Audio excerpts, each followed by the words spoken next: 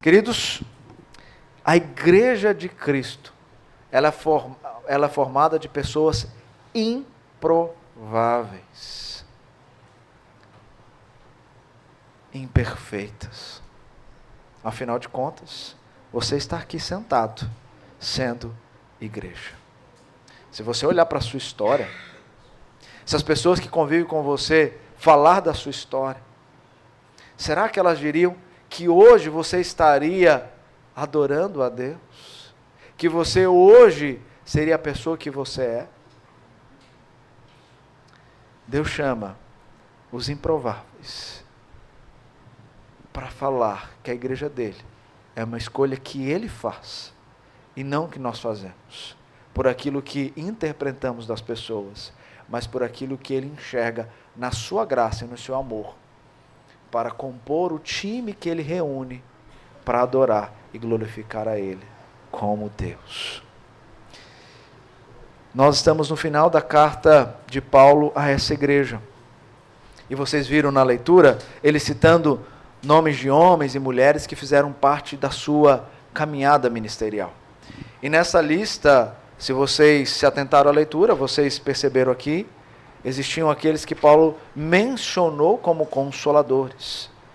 Alguns que foram reconciliados, outros que eram abnegados, transformados, mas também desanimados e até desertores. E isso nos lembra uma grande verdade.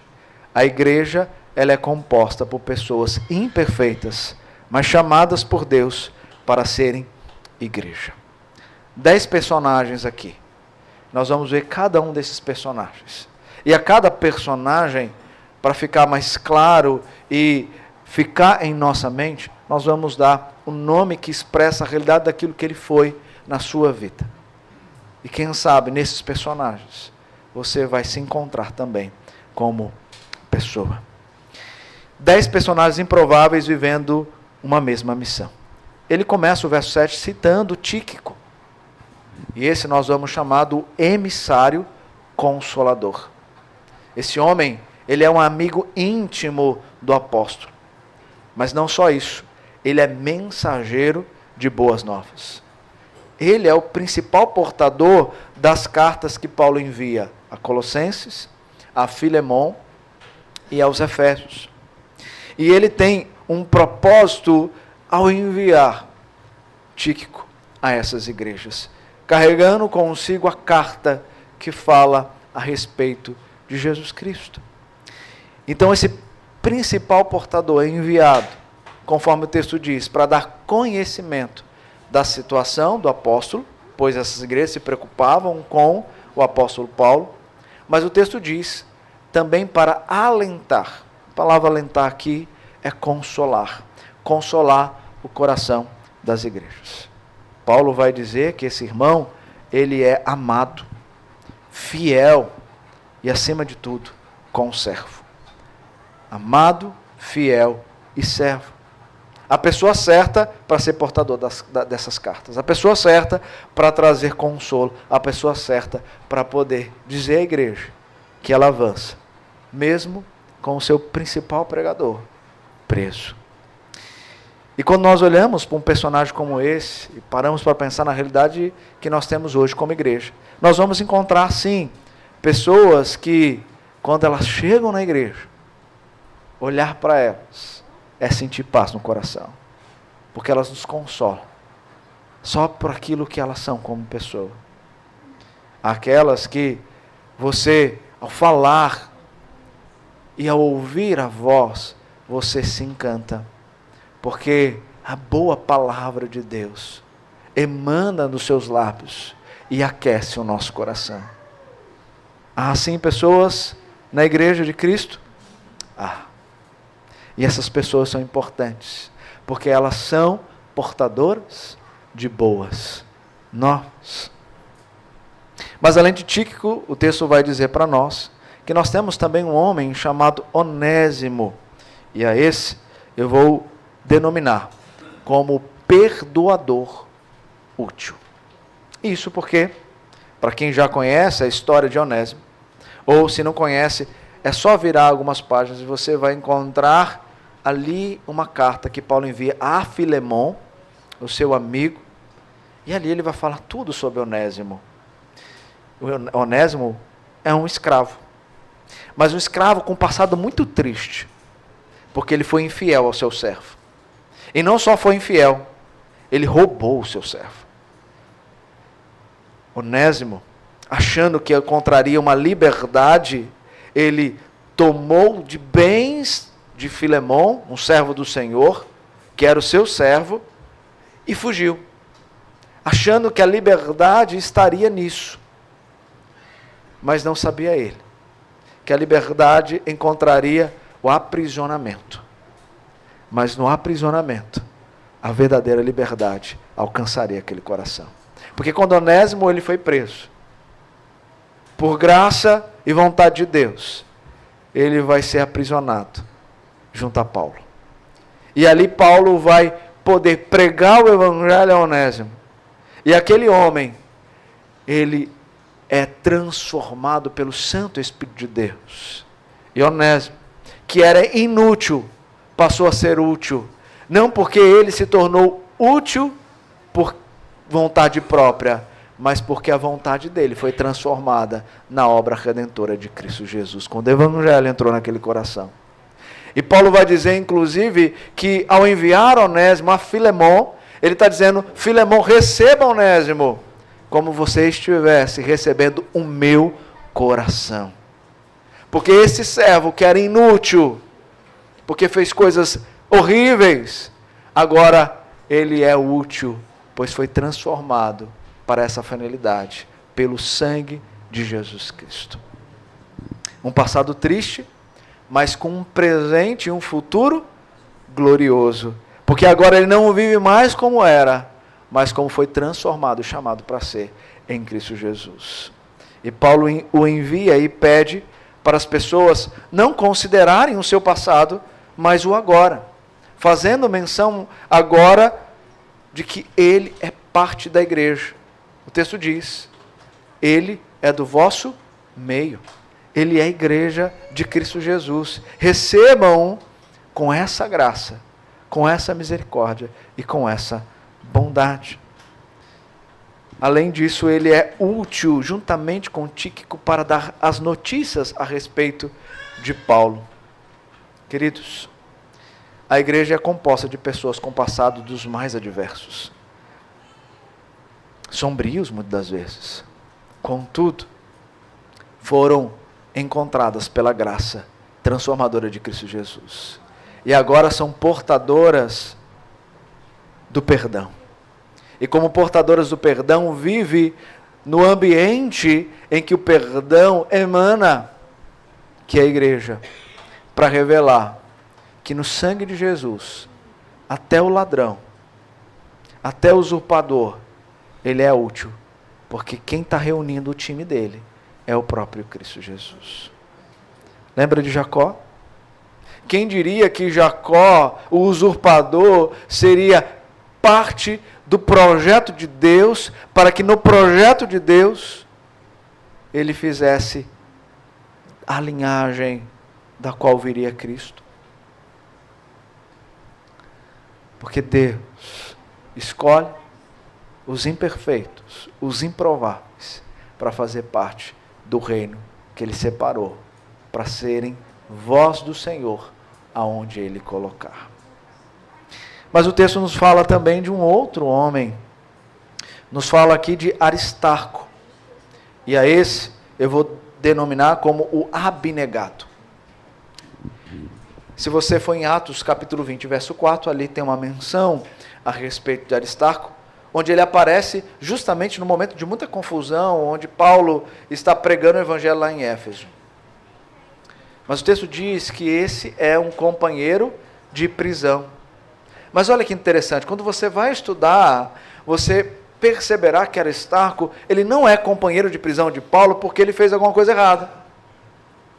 Como também Paulo não fez, ele pregava o evangelho. Mas Aristarco se colocou nesta condição, abrindo mão da sua vida para poder viver a vida de uma outra pessoa. O abnegado, ele abriu mão de viver as coisas que ele almejava para entender que no reino ele precisava ser suporte e apoio de um homem que estava preso. E ele se colocou na condição de preso para poder servir a Paulo. Queridos, há na igreja pessoas que vão se doar de forma abnegada a viver para ajudar o outro independente de si mesmo. Pessoas que não se preocupam com as suas próprias conquistas, mas ao olhar para o reino, se preocupa em ajudar os outros a conquistarem os projetos de Deus. Há na igreja pessoas como Aristarco. Mas também o texto nos fala de Marcos. E Marcos aqui tem uma história também muito interessante. E eu vou denominado o transformado. Isso porque, se você for lá para Atos capítulo 13, na primeira viagem de Paulo, quando ele estava necessitado de sua companhia, o que nos parece inclusive que Paulo ele estava acometido ali já de algumas enfermidades, e na comitiva que ele reuniu para essa primeira viagem, Marcos estava, talvez no texto você vai ouvir lá, vai ver lá escrito João Marcos, é esse Marcos. João Marcos, ao invés de dar o apoio e ir, ele abandona e diz, não vou. Então, na primeira viagem, ele demonstra covardia e deslealdade, deixando toda a comitiva na mão, principalmente Paulo, que estava lutando com as suas enfermidades. Depois nós vamos ouvir falar de novo de Marcos na segunda viagem de Paulo. E surpreendentemente, Barnabé vai interceder junto a Paulo para que João Marcos fizesse parte também dessa segunda viagem e dessa comitiva. Contudo, Paulo vai dizer não. E ele vai referir a isso dizendo em Atos 15, 38. Mas Paulo não achava justo levarem aquele que tinha se afastado deles desde a Panfilha, não os acompanhando no trabalho. Contudo, queridos, por mais que João Marcos tenha abandonado, e que causou inclusive um problema com Barnabé, que estava já para ir nessa segunda viagem, se você lembrar do texto, é ali o momento em que Paulo e Barnabé vão discutir por conta de João Marcos, e você sabe o porquê? Porque aqui o texto diz que Barnabé é primo de Marcos. Ou seja, ele estava defendendo a sua parentela também. Mas, nessa discussão, Barnabé vai tomar João Marcos e vai seguir por um lado. Enquanto Paulo e a sua comitiva seguem na missão que eles tinham como propósito. Mas algo aconteceu ao longo de quase um pouco mais de uma década. Diz os historiadores, mais ou menos 12 anos. Para que agora Marcos estivesse aqui na saudação de Paulo, saudando também a igreja, ou seja, ele estava junto ali, na vivência do apóstolo Paulo. O que aconteceu?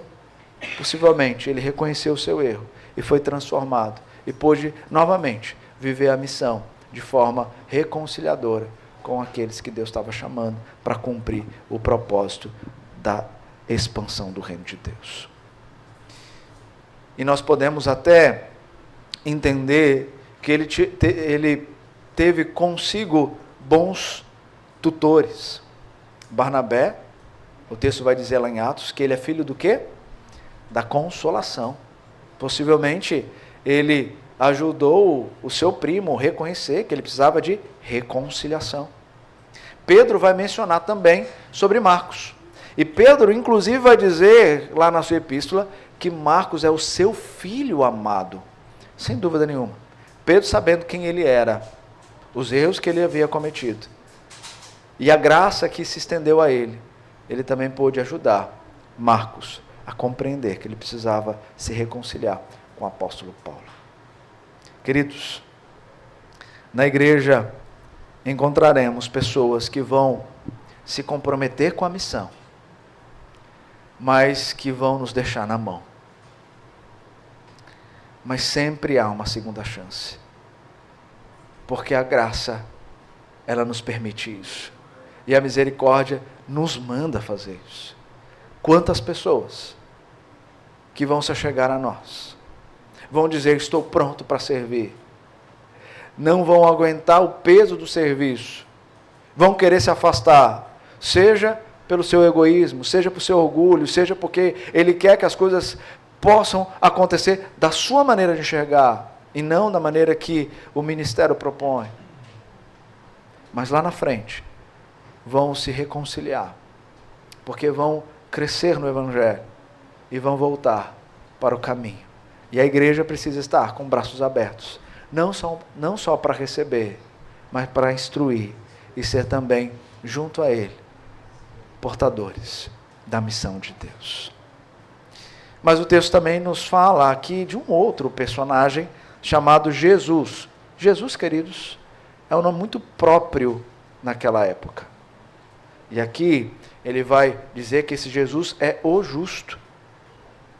Nós não temos muito para falar deste personagem, a não ser o destaque que Paulo traz ao dizer que tanto Aristarco, Marcos, quanto esse Jesus, eles eram judeus da circuncisão e cooperadores pessoais dele, que trazia consolo a Paulo.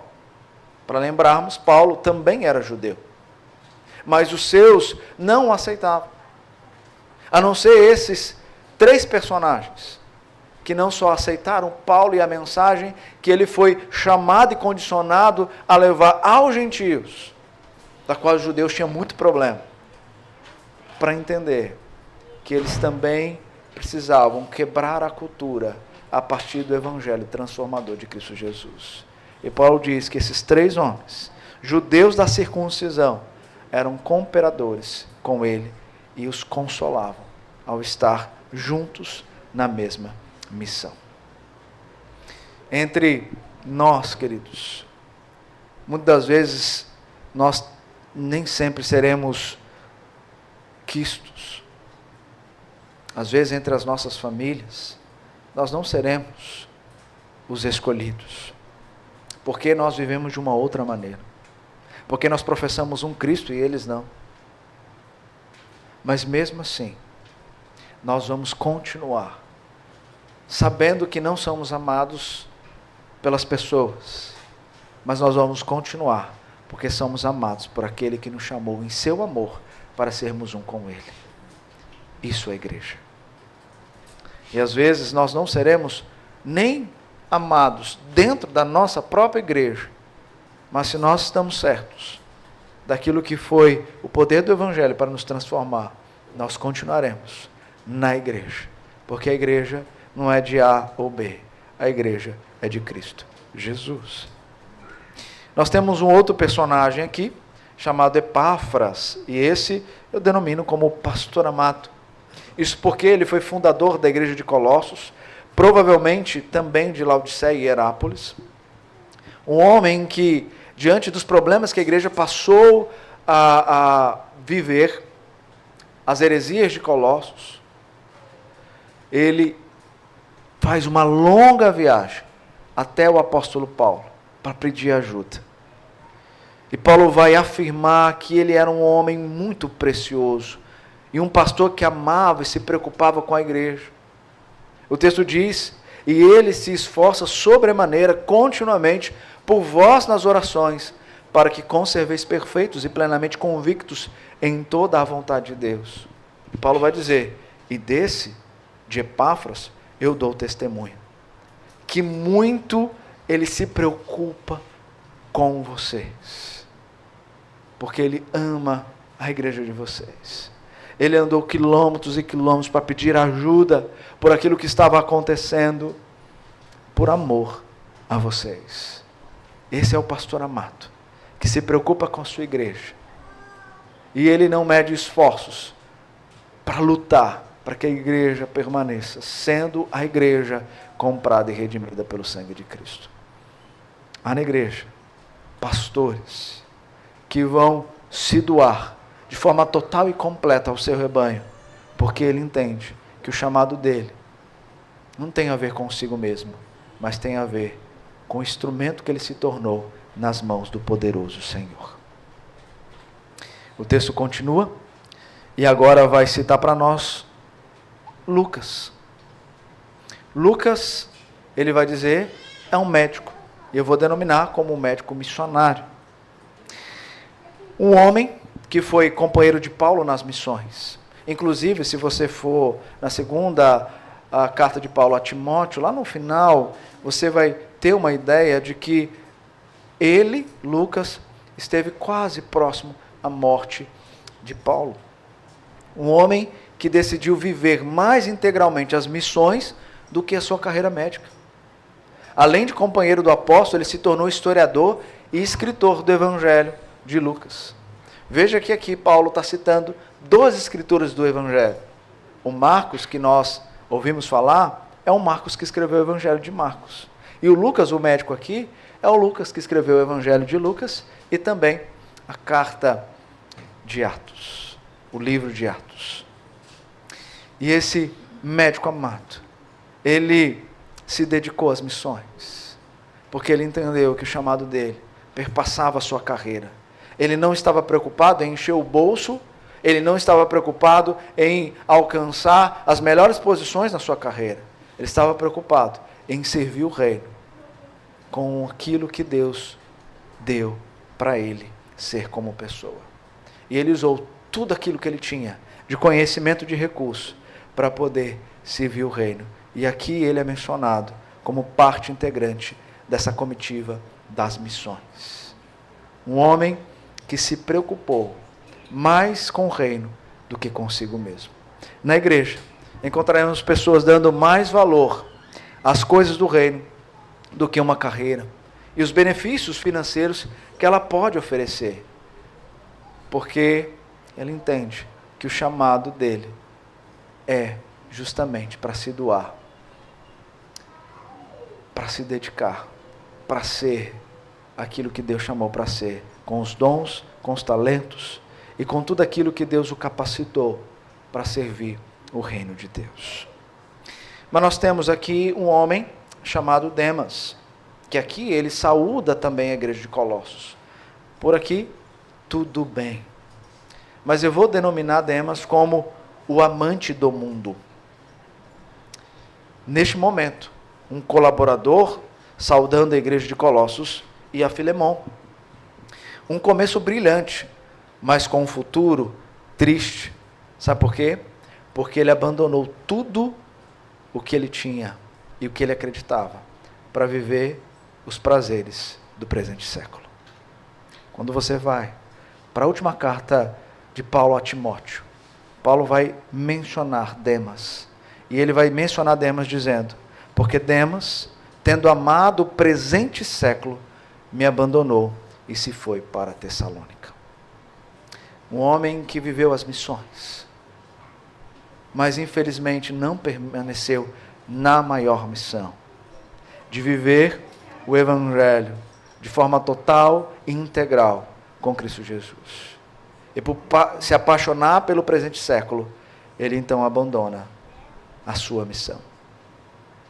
Queridos, na igreja, nós encontraremos pessoas que vão ser pessoas que aparentemente você nunca vai dizer que elas abandonarão a fé, mas que por conta de paixões externas, ou porque mesmo era apenas convencido do Evangelho, vai abandonar a fé. Não se assustem. Na igreja de Cristo, nem todos que dizem Senhor, Senhor, entrarão no reino de Deus. Na igreja haverão Demas. Mas agora o texto também nos menciona aqui uma mulher chamada Ninfa, e nós vamos denominar como a hospedeira da igreja. Uma mulher que tinha na sua casa uma igreja. E veja que para aquele tempo isso causava transtorno, inclusive motivo de perseguição. Mas mesmo sabendo dessas implicações e do que ela poderia sofrer, ela permanece ofertando a sua casa, os seus bens, tudo que tinha para que a igreja de Cristo se estabelecesse ali, para a glória de Deus. Na igreja, nós teremos homens, mulheres, que vão abrir as suas casas, porque não se apega ao que tem, mas aquilo que Deus deu, para poder devotar novamente a Deus, como prova do amor que esse Deus dá a ela, dá a ele. Na igreja nós encontraremos pessoas assim, pessoas que não se apegam ao que tem, e sem ciúmes, coloca tudo à disposição do reino e da obra do Senhor. Por fim, nós temos aqui um outro personagem, Arquipo, e a ele nós vamos chamar do o desanimado. Esse homem, ele tinha parte na igreja de Colossos, mas era um homem também que tinha a parte com Filemão. E o que nos parece é que diante do incidente com Onésimo, quando ele roubou Filemão e fugiu, esse homem tenha ficado muito chateado, triste, e por isso ele estava vivendo o ministério, mas de forma desanimada. E Paulo então pede para que lembrem a ele que o ministério não poderia ser em desânimo, porque ele foi chamado e vocacionado para cumprir essa missão com honra e alegria. Na igreja, nós teremos pessoas vivendo seus ministérios, mas vivendo os ministérios não contando as horas para poder abandoná-los, porque não aguentam mais, já estão desanimados, diante das dificuldades, não querem mais continuar, estão desanimados, mas que precisam ser reanimados, porque no ministério, de fato há lutas, há dificuldades, mas apesar disso, nós temos o Santo Espírito de Deus que habita em nós, e nos ajuda a realizar a obra, porque ele não é realizado para o pastor, não é realizado para essa ou aquela pessoa, é realizado para aquele que te chamou e vocacionou para você fazer a boa obra dele. Mas, queridos, eu quero concluir chamando a atenção para dois últimos personagens. Paulo. O texto vai dizer aqui, a saudação é de próprio punho. Paulo, lembre-se das minhas algemas. Quem foi Paulo? Paulo foi o perseguidor da igreja, aquele que perseguia os cristãos, presenciando inclusive mortes. Foi esse homem que teve um encontro com Cristo Jesus e que foi transformado para ser o maior missionário, e agora está falando e vivendo esse evangelho, sendo perseguido por conta do evangelho, sendo aprisionado, passando por açoites, naufrágios, mas continuando a boa obra da qual ele foi transformado e chamado para ser. Paulo, ele revela que junto a ele há também muitos pecadores redimidos, vivendo o mesmo propósito e a mesma missão, que fomos chamados e vocacionados por Deus. Mas antes de falar do último personagem, Paulo vai mencionar aqui um intercâmbio necessário entre duas igrejas. Ele vai dizer: e depois que essa carta tiver sido lida entre vocês, façam como que seja lida também na igreja dos Laodicenses. E vocês leiam também a carta que vier de Laodiceia. Essa carta aos Laodicenses, ela se perdeu, nós não temos ideia do seu conteúdo. Mas Paulo vai mostrar a importância de se unirem para viver a mesma missão, nesse intercâmbio entre igrejas. Como nós temos muitos problemas, queridos, de ciúme entre pastores e igrejas, não é verdade? Pastores que não pode, você não pode visitar aquela igreja. Não, você não pode ir lá naquela igreja. Nós somos comprados para sermos parte da única igreja, a igreja de Cristo. Mas há um povo que se reúne nesse bairro, há outro povo que se reúne em outro bairro, mas nós somos o mesmo povo. Fazemos parte da mesma igreja, onde quem é o cabeça dessa igreja é Cristo. Então Paulo está mostrando a importância dessas igrejas se comunicarem entre elas. Porque aquilo que era lido em uma deveria ser lido em outra. Pois a mesma mensagem é para todos. Nós temos que quebrar as barreiras existentes. Porque quando o ciúme é revelado, é porque o pecado e a insegurança são resultados de um ministério frustrado. Ninguém que está aqui é minha propriedade, nem essa igreja. Todos nós somos propriedade de um único Senhor, e por Ele nós vivemos. Hoje você pode estar aqui, mas talvez amanhã você vá para outra igreja. Louvado seja Deus, desde que permaneça na igreja, que pregue a palavra de Cristo Jesus. Queridos, por fim, o último personagem, ele não está explícito, mas implícito no texto, na bênção que Paulo dá no final para essa igreja. A graça esteja com vocês. O personagem mais importante não é diretamente trazido nesse verso, mas faz menção a ele.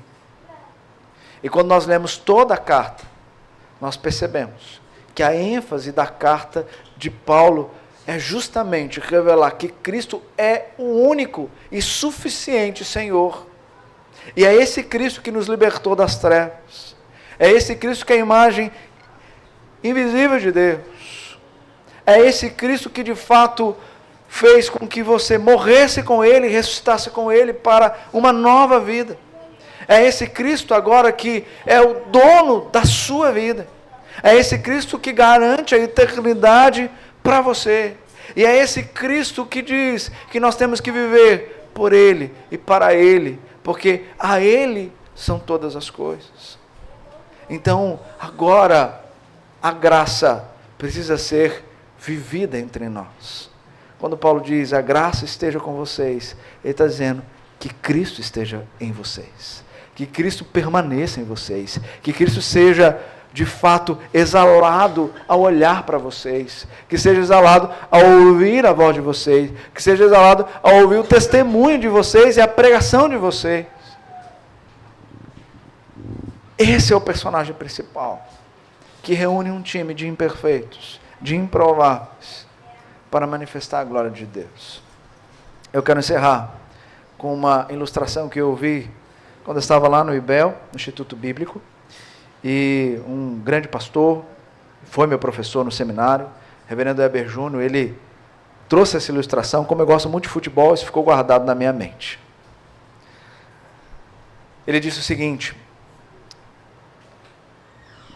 os técnicos do time, ele sempre reúne ou quer reunir os melhores jogadores. E esses melhores jogadores, ao jogarem e ganharem os jogos, são eles que recebem a glória, e não o técnico. Por isso que há uma dança de cadeiras constante, né, Rally? Entre os técnicos. Mas no time de Cristo é diferente. Ele escolhe os piores jogadores, os rejeitados, aquele que, quando chega no bobinho, ele nunca é escolhido, a não ser quando ele leva a bola. É esses que Deus reúne. É esses que Cristo reúne. E Ele que é o técnico, Ele reúne e dá a vitória. E faz esses homens ganharem e serem improváveis em suas vitórias. Sabe por quê?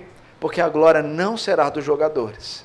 A glória será do técnico, que reuniu um povo e transformou esse povo para viver para a glória dele. A igreja Betânia é uma igreja que é reunida para viver a glória de Deus.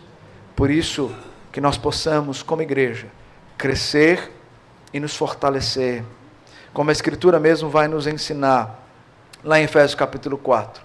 Mas seguindo a verdade em amor, crescemos em tudo naquele que é a cabeça, Cristo, de quem todo o corpo bem ajustado e consolidado pelo auxílio de todas as juntas, segundo a justa cooperação de cada parte, efetua o seu próprio crescimento para a edificação de si mesmo em amor. A carta de Paulo aos Colossenses é aplicada para nós, Igreja Betânia. E o meu desejo como pastor dessa igreja é ajudá-los a viver como parte integrante do corpo de Cristo, para juntos vermos a igreja crescer, não para a glória minha, misericórdia, mas para a glória de Deus, porque essa igreja é dele, essa igreja foi dada a nós por ele, e por isso nós temos que cumprir a nossa missão. Por isso tome cuidado quando você inveja o seu irmão, quando você cria inimizades com o seu irmão, quando você começa a falar mal do seu irmão, porque você está sendo um agente de discórdia, ao invés de ser um agente de paz, e de consolo, e de propagação do reino, pois você foi transformado para esse fim. O outro é a sua velha natureza, e essa você tem que abandonar, como a Escritura nos ensina aqui em Colossenses. Que Deus nos ajude a ser essa preciosa igreja de Cristo, pois nós somos do time dele. Ele nos reuniu e a glória é para ele. Que Deus nos abençoe. Muito obrigado por nos acompanhar até o final deste vídeo. Para receber mais reflexões e ficar por dentro dos próximos conteúdos, te convidamos a seguir as nossas redes sociais que estão na descrição. Alguns vídeos aparecerão na tela caso queira continuar nos assistindo. Abraço e até a próxima.